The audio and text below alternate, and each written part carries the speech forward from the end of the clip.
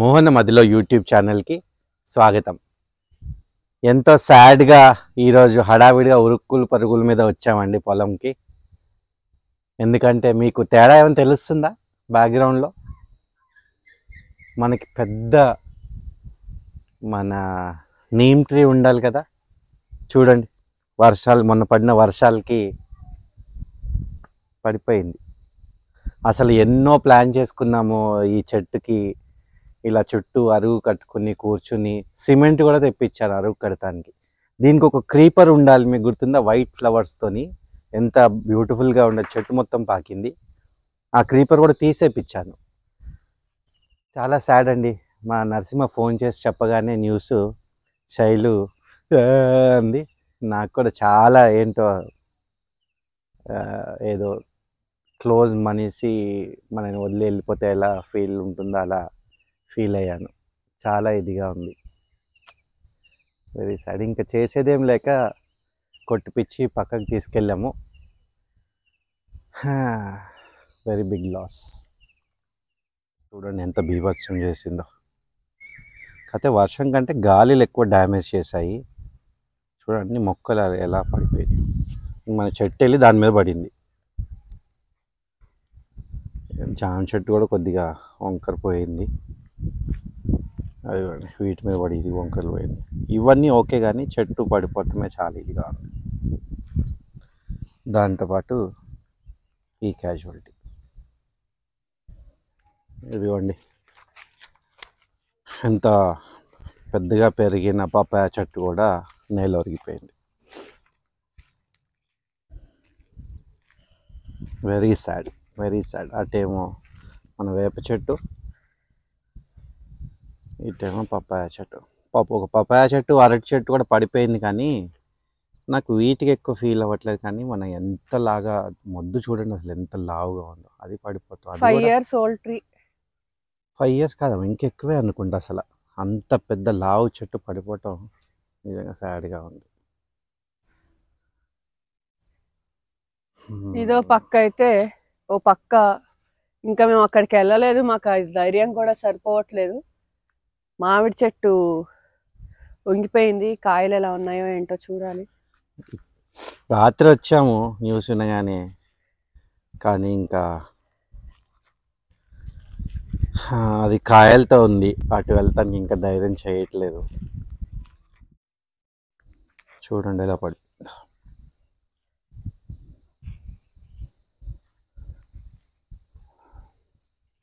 కాయలు బాగా ఉండాలని ఇలా బ్యాగ్స్ కూడా కట్టాము.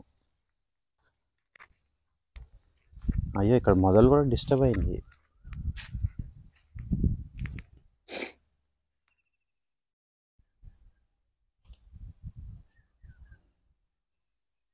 అది మళ్ళీ లేపి సజెషన్స్ ఇవ్వండి ఇమీడియట్ గా. ఒకవేళ ఏం చేయొచ్చు అనేలో మాకు తెలీదు. ఇటువంటి సిచ్యువేషన్ మేము ఎప్పుడు ఎదుర్కోలేదు. ఇప్పుడు ఇది ఏంటిది, కొద్దిగా లేపి కర్రలు పెడితే బాగవుతుందా ఏంటి, లేకపోతే ఇంకేమైనా చెయ్యొచ్చా? కాయలు ఉన్నాయి చెట్టుకి. అసలు ప్రాణం ఉసురు అంటుంది. ఇంతలాగా డ్యామేజ్ ఎప్పుడూ అవ్వలేదు. అప్పుడు అడప తడప మన పపాయ చెట్లు కొద్దిగా పడ్డాయి, కానీ అప్పుడు ఒకటి పడ్డాయి. ఇలా ఒకటేసారి ఇంతలాగా డ్యామేజ్ ఎప్పుడూ అవ్వలేదు పొలంలో. ఇంకా రేపు మా పాపది హల్దీ సెరమనీ అనమాట. ఓనీ లేపిస్తున్నాము. మెయిన్ ఫంక్షన్ అయితే హైదరాబాద్లోనే, కానీ ఇక్కడ హల్దీ ఫంక్షన్ కజిన్స్ని పిలిచి ఇక్కడ చేస్తున్నాం అనమాట. సో అది అనుకున్నాము. ఇంత లోపల ఈ పొలం అంతా గందరగోళం అయిపోతుంది. మనకి అక్కడేమో ఇండియా పాకిస్తాన్ వార్. ఈరోజు పొద్దునే పాకిస్తాన్ మీద అటాక్ చేసాం మనం. అక్కడ అది, ఇక్కడ ఇది, ఏంటో అంత గందరగోళంగా ఉంటుంది. హోప్ఫుల్లీ అంతా సార్ట్అవుట్ అయిపోవాలని దేవుణ్ణి కోరుకుంటున్నాను. వేప చెట్టుకి దిష్టి బొమ్మ పెట్టామండి మేము. సో మేబీ మన పొలం దిష్టి అంతా పాపం ఆ వేప చెట్టు తీసుకున్నట్టుంది అని శైలు అంటుంది. సో పాపం ఏదైనా సరే, లేకపోతే 5 years చెట్టు అంత గట్టిగా ఉన్న చెట్టు ఎలా పడిపోతుంది? చిన్న చిన్న చెట్లు. మొక్కలే మనం లాస్ట్ ఇయర్ పెట్టిన మొక్కలే పెద్దగా అయ్యి ఇంకా ఉన్నాయి. ఇది మనం చూడండి, బాదం చెట్టు ఎంత అయిందో, దానికన్నా పెద్దగా అయింది, అదే నిలబడింది.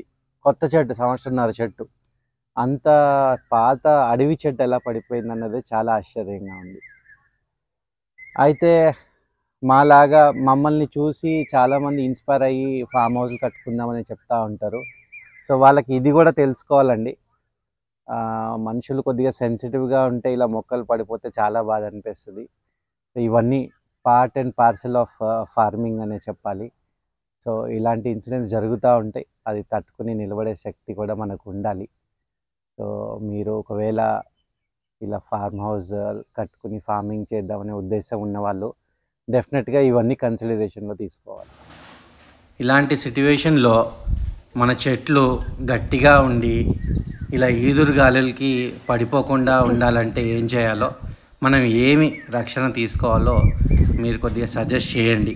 మాకు ఇవన్నీ కొత్త కాబట్టి మేము మీ సలహాలు సూచనలు కోరుకుంటున్నాము.